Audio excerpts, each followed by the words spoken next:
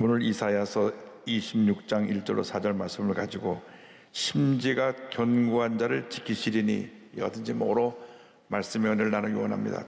하나님의 택하신 백성의 일생을 은혜 가운데로 인도해 주십니다. 때때로 우리에게 힘들고 어렵고 고통스럽고 괴로운 날들이 다가옵니다. 절망의 순간이 다가옵니다. 그러나 이 모든 것이 시간을 지나가서 돌이켜보면 합력하여 선을 이루는 과정에 불과한 것입니다. 로마서 8장 28절은 이와 같이 선언합니다. 우리가 알거니와 하나님을 사랑하는 자 곧 그의 뜻대로 부르심을 입은 자들에게는 모든 것이 합력하여 선을 이루느니라. 좋았던 일, 나빴던 일, 슬펐던 일, 기뻤던 일 모든 것이 합력하여 선을 이루느니라. 지금 잠깐 내가 힘들고 어렵고 사업이 안 되고 세무조사가 들어오고 누가 고소고발을 하고 우리를 물고 뜯고 힘들게 해도 궁극적으로 모든 것이 합력하여 선을 이루느니라. 여러분, 이 말씀 붙잡고 절대 긍정, 절대 감사로 나가는 여러분 모두 되기를 바랍니다. 하나님은 참 좋으신 하나님이십니다. 무엇보다도 우리를 절망 가운데 있던 우리를 구원하신 그 하나님의 은혜를 감사해야 되는 것입니다. 이사야 26장은 주님 앞에 드리는 승리의 찬양이요 감사의 찬양인 것입니다. 우리를 구원해 주신 하나님에 대해서 이와 같이 26장 1절은 설명합니다. 그날에 유다 땅에서 이 노래를 부르리라. 우리에게는 견고한 성읍이 있으며 야훼께서 구원을 성벽과 외벽으로 삼으시리로다. 하나님이 우리 구원이 되어 주셔서 성벽이 성을 둘러싸고 있는 것처럼 우리를 구원의 은혜로 둘러싸시고 우리를 놀라운 은혜와 축복 가운데로 인도해 주시는 것입니다. 이스라엘 백성들이 하나님의 가장 기뻐하지 아니하시는 우상 숭배를 하고 죄짓고 불의하고 타락해서 심판을 받아 바벨론에 포로로 끌려갔습니다. 그렇게 그들은 자존심이 강한 사람들입니다. 우리는 하나님의 사람들이다.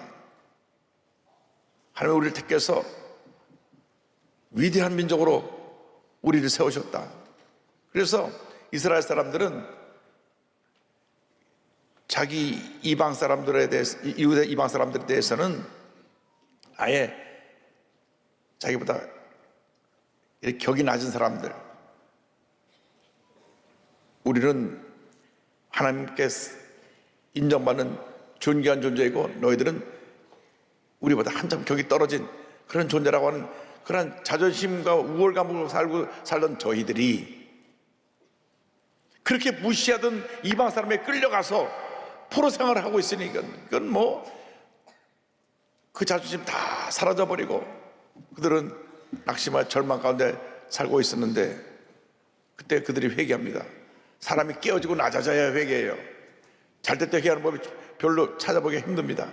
완전히 낮춰놓으시니까 저희들이 손을 듭니다. 다시는 우리가 우상 숭배하지 않겠습니다. 우리를 불쌍히 여겨 주옵소서. 불쌍히 여겨 주옵소서. 그때 이사야서를 통해서 축복과 희망의 메시지를 전해주십니다. 이사야 60장 18절 20절입니다. 다시는 강포한 일이 내 땅에 들리지 않을 것이요 황폐와 파멸이 내 국경 안에 다시 없을 것이며 내가 내 성벽을 구원이라 내 성문을 찬송이라 부를 것이라. 다시는 낮에 해가 내 빛이 되지 아니하며 달도 내게 빛을 비추지 않을 것이요 오직 야훼가 내게 영원한 빛이 되며 내 하나님이 내 영광이 되리니. 다시는 내 해가 지지 아니하며 내 달이 물러가지 아니할 것은 야훼가 내 영원한 빛이 되고 내 슬픔의 날이 끝날 것임이라. 놀라운 축복 말씀을 주십니다. 이스라엘 백성들이 포로로 끌려가 인간의 삶을 사는 그 비참한 생활을 다시는 하지 않게 될 것이라고 말씀합니다. 그리고 하나님께서 그들의 영원한 빛이 될 것이며 슬픔의 날은 끝나게 될 것이라고 말씀합니다. 하나님이 우리의 영원한 빛이 되셔서 우리의 슬픔의 날이 끝날 것입니다. 고통의 날이 끝날 것입니다. 절망의 날이 끝날 것입니다. 하나님의 약속입니다. 우리가 하나님 앞에 범죄하여 기쁨으로 주님을 섬기지 못해서 내 뜻과 내 것대로 살다가 심판을 받아 여러 가지 어려움과 문제 속에 우리가 고통 가운데 지낼 수 있지만은 회개하고 주께 돌아 나올 때 주님께서 우리의 빛이 되어 주시고 우리의 슬픔의 날이 끝날 것입니다. 절망의 날이 끝날 것입니다. 이 하나님의 약속대로 이스라엘 백성을 갑자기 하나님께서 바벨론의 포로에서 풀어주셨습니다. 그래서 시편에 이 놀라운 일에서 꿈꾸는 것 같다고 고백을 합니다. 시편 126편 1절로 3절입니다. 야훼께서 시온의 포로를 돌려보내실 때에 우리는 꿈꾸는 것 같았도다. 그때 우리의 입에는 웃음이 가득하고 우리 혀에는 찬양이 차솟도다. 그때 문나라 가운데서 말하기를 야훼께서 그들을 위하여 큰 일을 행하셨다 하였도다. 야훼께서 우리를 위하여 큰 일을 행하셨으니 우리는 기쁘도다. 끝이 보이지 않던 포로 생활 속에서 갑자기 하나님께서 저들을 구원시켜 주시니까 우리는 꿈꾸는 것 같다고 저들은 고백합니다. 우리가 일제 35년 동안 고난을 당할 때 언제 해방이 다가올지 몰랐는데 갑자기 어느 날 제2차 세계대전이 끝나고 우리에게 해방이 선물로 주어진 것입니다. 모두가 뛰어쳐나와서 태극기를 흔들며 대한독립 만세 만세 만세 만세 만세를 외쳤습니다. 꿈꾸는 것 같은 일이 일어난 것입니다. 그런 일이 우리의 힘으로 된 것이 아니라 하나님께서 역사에 주관다 하신 하나님께서 어느 날 갑자기 그를 행하신 것입니다. 이 놀라운 일에 대해서 우리는 감사하고 또 감사하고 또 감사해야 되는 것입니다. 하나님이 함께 하시기 때문에 어떤 대적도 우리를 무너뜨릴 수 없습니다. 시편 121편 7절 8절을 말씀합니다. 야훼께서 너를 지켜 모든 환난을 면하게 하시며 또 내 영혼을 지키시리로다. 야훼께서 너의 출입을 지금부터 영원까지 지키시리로다. 하나님이 우리를 지켜주십니다. 하나님이 우리와 함께 하십니다. 우리를 보호하시고 우리를 주님의 은혜의 자리로 불러주시는 것입니다. 누가 은혜의 자리에 들어갈 수가 있습니까? 이사야 26장 2절은 말씀합니다. 너희는 문들을 열고 신의를 지키는 의로운 나라가 들어오게 할지어다. 하나님께서 하나님의 백성을 의로운 나라라고 부르셨습니다. 우리는 죄와 허물투성의 사람들이었지만 예수 믿고 구원받은 후에 하나님이 우리를 의롭다 불러주셨습니다. 신학적인 용어로 칭의라고 합니다. 칭의. 너는 의롭게 되었다 인정해 주는 것입니다. 우리는 하나님의 은혜의 자리에 참여할 의로운 자입니다. 하나님께 인정받은 신실한 자입니다. 시편 118편 19절 20절을 말씀합니다. 내게 의의 문들을 열지어다. 내가 그리로 들어가서 야훼에게 감사하리로다. 이는 야훼의 문이라 의인들이 그리로 들어가리로다. 할렐루야. 여기서 의롭다는 것은 하나님 앞에서 자기 안에 사는 것이 없음을 깨닫고 하나님만 저적으로 믿고 의지하는 모습을 말합니다. 여러분, 의롭다는 것이 내가 죄가 하나도 없는 그러한 흠없는 상태로 변했다는 그런 의미보다는 하나님 앞에서 의롭게 인정받은 자로서 나는 아무것도 아닙니다. 내 힘으로 어떻게 내가 이 놀라운 은혜를 체험할 수 있습니까? 모든 것이 주님의 은혜입니다. 이것이 의로움인 것입니다. 모든 것이 주님의 은혜로 되었습니다. 이것이 의로움이지 내가 잘나서 내가 잘해서 의롭게 되었다고 그렇게 말할 사람은 한 사람도 없을 것입니다. 의롭다고 인정받는 것은 나는 아무것도 아님을 고백하는 것입니다. 나는 아무것도 아닙니다. 그때 하나님의 은혜가 임합니다. 내가 뭔가 특별한 존재가 되려고 하면 그때부터 이리저리 부딪히고 상처를 받게 되는 것입니다. 로마서 3장 10절에 의인은 없나니 하나도 없다고 말씀하고 있습니다. 우리 원래 죄덩어리입니다. 그런데 예수를 믿음으로 의롭다 칭함을 받게 된 것입니다. 이게 하나님의 은혜입니다. 의로움은 하나님 앞에서 겸손이요 하나님께 대한 전적인 신뢰입니다. 신명기 6장 25절입니다. 우리가 그 명령하신 대로 이 모든 명령을 우리 하나님 야훼 앞에서 삼가 지키면 그것이 곧 우리의 의로움이라 이니라 할지니라. 말씀을 지켜 행할 때 우리는 의롭다고 인정받을 수가 있습니다. 이러한 의로움으로 하나님에 대한 전적인 신뢰로 나가는 자에게 축복의 문이 열리는 것입니다. 이사야 32장 16절 17절입니다. 그때 정의가 광야에 거하며 공의가 아름다운 밭에 거하리니 공의 열매는 화평이요 공의 결과는 영원한 평안과 안전이라. 심지가 견고한 자에게 평안함을 준다고 그랬습니다. 심지가 견고하다는 것은 한번 믿음을 정해놓고는 왔다리 갔다리 하지 않는 것입니다. 기분이 좋으면 목숨 바쳐 주인을 하겠습니다. 기분이 나쁘면 다 때려치고 간돌랍니다. 이것은 심지가 견고하지 않은 것입니다. 여러분, 가장 큰 문제가 무엇인지 아십니까? 신앙생활을 하는데 감정에 따라 움직이는 것입니다. 감정에 따라서. 내 감정이 좋으면 기쁘면 그냥 내 것 다 그냥 주님께 바쳐서 헌신할 것 같은 그런 마음으로 섬기다가도 감정이 상하면 모든 거 다 때려치고 나 이제 다시는 이거 안 한다고 뒤돌아 쓰는 것이 우리들의 모습입니다. 우리들이 그렇습니다. 여러분, 감정으로 신앙생활하면 안 됩니다. 말씀으로 신앙생활을 해야 되는 것입니다. 기도로 신앙생활을 해야 되는 것입니다.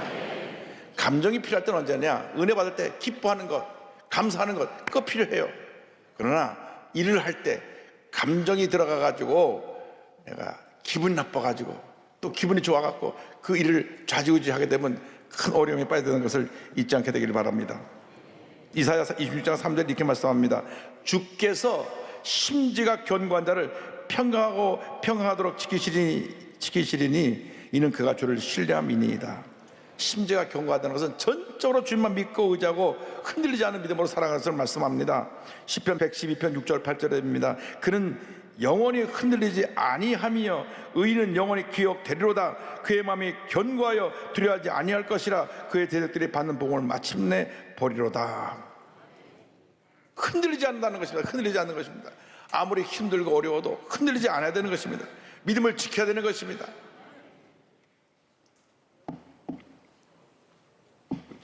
제가 워싱턴에 교회를 섬기고 있을 때 저희 안수집사님 중에 한 분이 한국에서 파견된 외교관이었습니다. 외교관인데 정보를 담당하는 정보계통의 외교관입니다. 그래서 우리나라 국정원에 파견된 참사관님이신데 제가 그분에게 놀라운 얘기를 들었습니다. 우리 한국이 60년대 70년대 간첩을 붙잡은다 감옥에 갑니다. 사형입니다. 사형. 그런데 70년대 초에 우리 교회에 아주 열심히 있는 조장이 계셨는데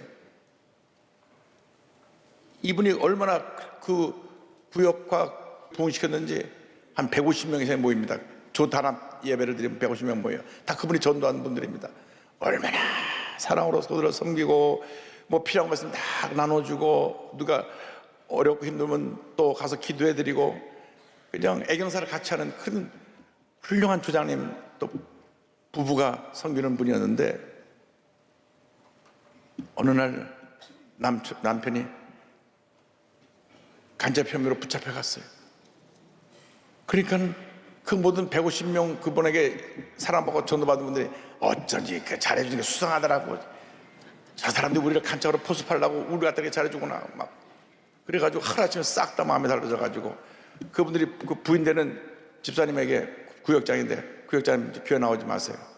구역장님 부부가 우리 갖다 다 간첩으로 포섭을 하였던 나쁜 사람이니까 내용도 안 알아보고 정죄하는 겁니다. 그때 그 여집사님이 한 말이 유명한 말이 있습니다. 제가 구회장도 내려놓고 집사도 내려놓고 다 내려놓겠습니다. 그러나 제가 여의도 순복음교회 와서 은혜 받고 성령 체험하고 여기까지 왔는데 저는 모든 거 다 내려놔도 교회는 떠날 수가 없습니다. 그러니 내가 예배드리는 것에 대해서만은 절대로 여러분들이 하지 말라고 그렇게 말씀하지 마십시오. 전 조용히 예배만 드리고 가겠습니다. 6개월 동안 그 집사님이 울고 또 울고 와서 기도하고 또 기도하고 6개월 후에 무혐의로 풀려났습니다.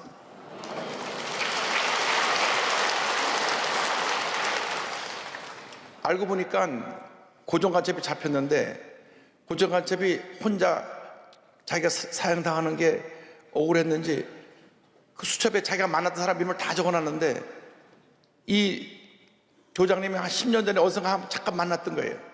그 이름을 다 적어놓고 적어놓은 사람 300몇 명이 다 잡혀 들어가서 다 간첩병 받고 6개월 동안 교사받고 나서 300명은 대부분이 다 풀려났는데 그 중에 한 분이 우리 교회 그 남자 그 집사님 조장이었습니다.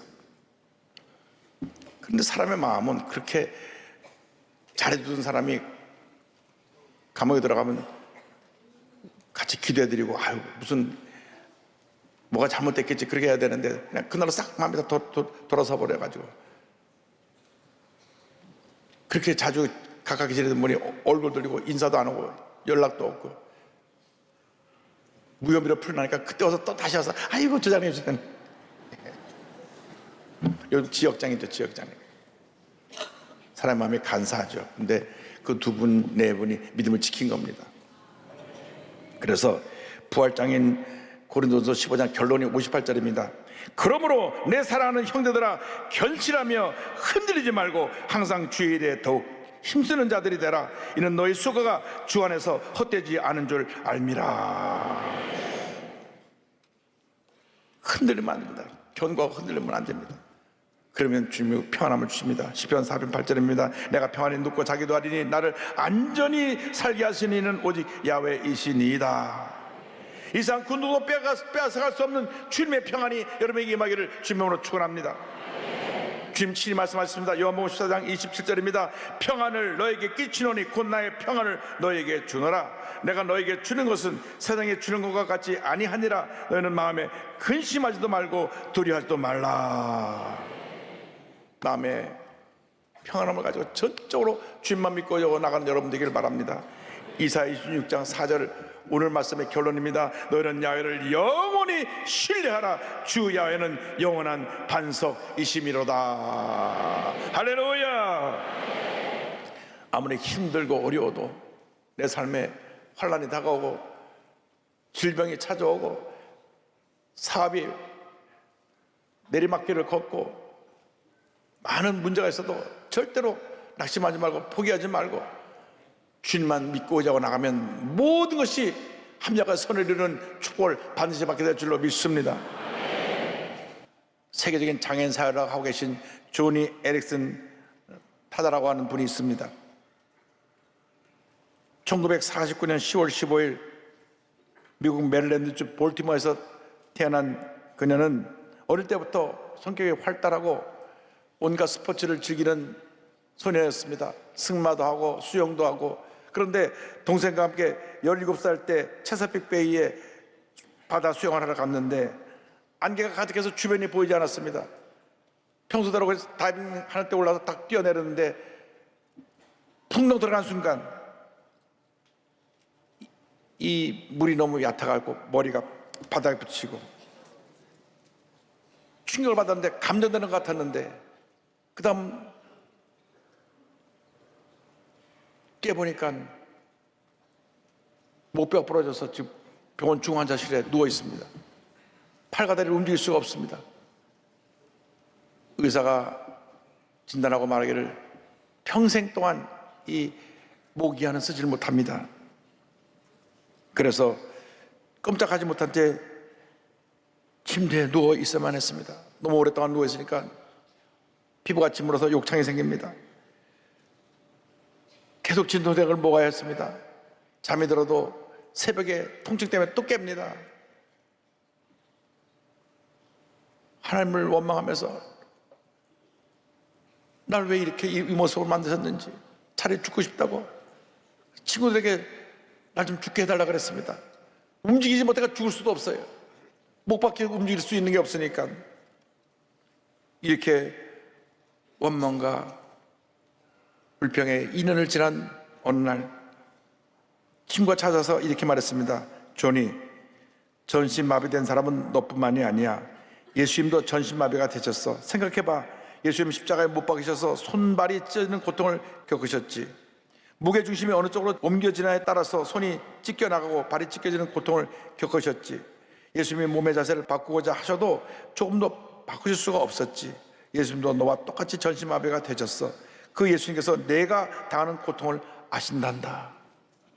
손과 발이 못이 박혀서 그저 꼼짝 못하고 움직이면 그 통증 때문에 그 고통을 당하시며 돌아가셨던 예수님을 조니에게 설명하면서 그 고통을, 고난을 이겨내라 그랬습니다. 그것이 그녀의 큰 은혜가 되었습니다. 예수님이 나의 이 고통과 고난을 아시는구나. 주님이 내 고통을 아시고 나를 진정으로 이해하고 계시구나 깨닫게 되었습니다. 사람들은 잘 될 때 하나님이 함께해서 내가 잘 되고 있다 이렇게 간증을 하지만 하나님이 가장 나를 낮추고 밑바닥까지 내려가는 경험을 통해서 주님과 함께 놀라운 은혜를 체험하는 그 역사를 베풀어준 것을 감사하게 됐습니다. 여러분, 내가 절망의 자리 가장 낮은 자리까지 나락에 떨어졌을 때 그때 주님의 은혜를 체험하는 것처럼 큰 은혜가 없습니다. 주님이 그 자리에도 함께하고 계신 것입니다. 여러분이 잘 나가고 성공할 때도 함께하고 계시지만, 여러분이 상처 입고 짓밟히고 가장 밑바닥에 떨어져서 고통하고 있을 그때도 주님 함께하고 계시며 우리를 꼭 붙들어주고 계신 것입니다. 그러므로 절망의 때 포기하지 않게 되기를 바랍니다. 여러분이 어떤 어려움과 고통을 당해도 그 자리에 주님 함께하고 계시기 때문에 모든 어려움을 딛고 일어서시기를 바랍니다. 1979년에 장애인을 위한 기독교 사역단체인 조니와 친구들이라고 하는 단체를 설립해서 전 세계 장애인들을 돕기 시작했습니다. 지금까지 38,000개 이상의 휠체어를 장애인들에게 공급을 하고, 33살 때 지금의 남편을 만나서, 켄을 만나서 결혼했습니다. 남편은 조니의 사역을 돕기 위해서 32년 동안 했던 교직에서의 교직을 은퇴하고 부인을 돕습니다. 그런데 그 고난을 이겨내고 귀한 사역을 감당하는데 2010년도 6월 달에 유방암 판정을 받았습니다. 그래서 암과 싸우며 5년이라는 시간이 지난 후에 완치되었다고 하는 통보를 받았는데, 보통 암은 5년이 지나고 난 다음에 완치 통보를 받고 그 후에 완전히 나았다고 자염을 받게 되는데, 3년 있다 또 재발이 됐어요. 그 또 암과 또 싸워야 됐습니다. 첫 번째 암에서 벗어났는데 두 번째 또 암과 싸우면서, 그가 그때는 믿음이 얼마나 성장했는지 하나님을 원망하지 않고 이렇게 얘기를 했습니다. 암이 재발했을 때, 의사로부터 기대하지 않았던 소식을 들었을 때 저는 긴장을 풀고 웃었습니다. 전능하신 하나님께서 나를 사랑하시고 당신의 손으로 나를 꽉 잡고 계신다는 사실을 알기 때문입니다. 이렇게 고백을 했습니다. 할렐루야.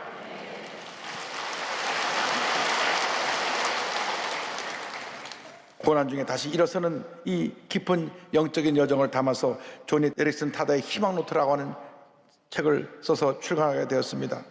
2차례나 암과 싸워 승리하고, 최근에 기록을 찾아보니까 2년 전에는 폐렴을 알아가지고 이중 폐렴으로 완전히 사경을 하면서 16일 동안 병상에서 죽음과 싸우다가 다시 또 일어나 또 승리했습니다. 할렐루야.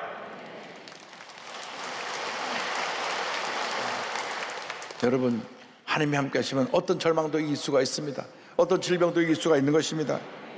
그는 자신의 사고와 장애를 통해 주님의 큰 은혜를 깨닫고 그 은혜에 대해서 감사하는 그것을 글로 만들어 써서 약 40여 권의 책을 출간했습니다. 그 중에 대표적인 저서로서는 하나님의 눈물, 하나님 나를 특별하게 만드셨어요, 한 걸음 더 등이 있습니다.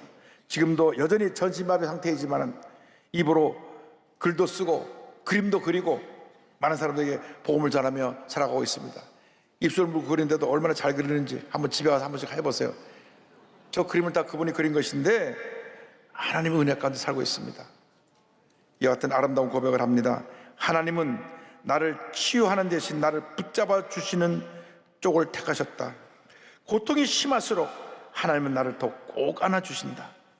하나님의 주권 안에 안식하면 끔찍한 고난과 입이 떡 벌어질 정도의 고통에 직면한다 해도 흔들리지 않는 심오한 기쁨을 가질 수 있게 된다. 할렐루야.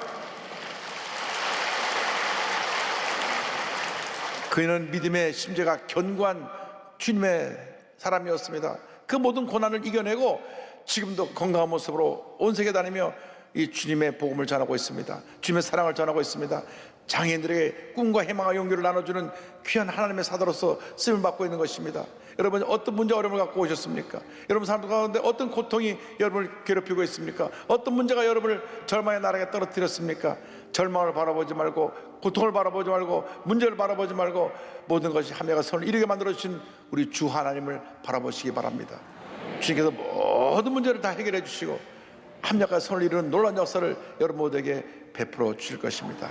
그 하나님이 여러분의 하나님이십니다. 하나님이 영원토록 여러분을 지키시고 보호하시고 함께 하실 것입니다. 하나님만 믿고 자라는 여러분 모두 되시기를 주님으로 축원합니다.